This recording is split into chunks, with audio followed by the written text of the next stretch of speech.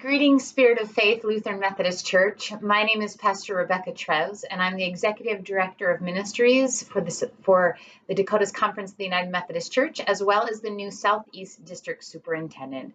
And on behalf of Bishop Bruce O. and the entire Dakotas Cabinet, I bring you greetings in the name of Christ, as well as a congratulation on this tremendous milestone of 50 years of shared ministry.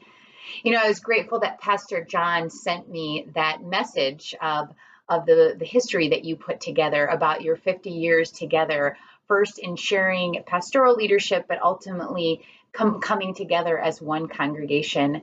And as I read through the story of the different pastors that you've had, the different activities you've engaged in, ministries you've done, a couple of things popped out to me.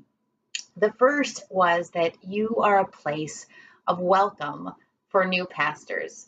I noticed time and again where the pastor that was assigned to you, this was their first call, their first appointment, and the ways in which you embrace that. And I thought any church that is willing to receive new pastors on a regular basis, they are also a church that is willing to help people, meet them where they are and help them grow in their journey and their calling. And so I just want to commend you on that being a part of your history. And even now today with Pastor John, who certainly comes as a seasoned Christian leader, a doctor and obviously tremendous gifts and knowledge, he's still stepping into a new chapter of his calling, and you have embraced him and helped him grow in that leadership. I also noticed that you are a place throughout your history that has been willing to try new things, whether it was sharing pastoral leadership across a denomination, trying new forms of ministry, trying things like drive-in church as an early adopter of congregations who were doing that as a way to reach people. I think that says a lot for a church that is willing to do what it takes and be experimental and try new ways of reaching people. I think you even hear it in your mission statement of saved by grace, gathered in faith, and called to serve.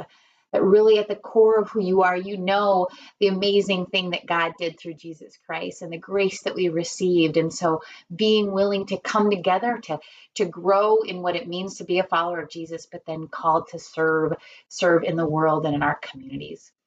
And finally, I noticed that you are a place that is willing, a people who are willing to be courageous and take bold steps. Whether it was this new building or simply the celebration you're doing today of renewing your commitment to mutual ministry, that says a lot. In this world that often says we are divided, we should be separate in so many ways, you are a people who have come together and said the mission of Jesus Christ is what matters most. And reaching and being a light in our community of Woonsocket and the surrounding area, that is what matters most. And that is what our world needs today. It needs these things that you have been exemplifying through your history. It needs places and people who are willing to welcome people who are new in their faith or new in taking a step of faith and following Jesus, and a community that will welcome them and meet them where they are and help them grow.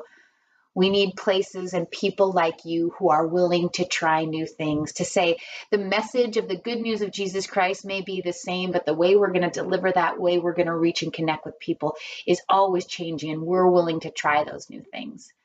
And finally, I encourage you to continue to be a place that is courageous in your faith, courageous in your discipleship, and courageous in the ways you seek to accomplish the mission that God has called you to, a mission that will shine light into this time that is often filled with darkness and fear, a mission that will say that Jesus Christ is worth following and giving our lives to.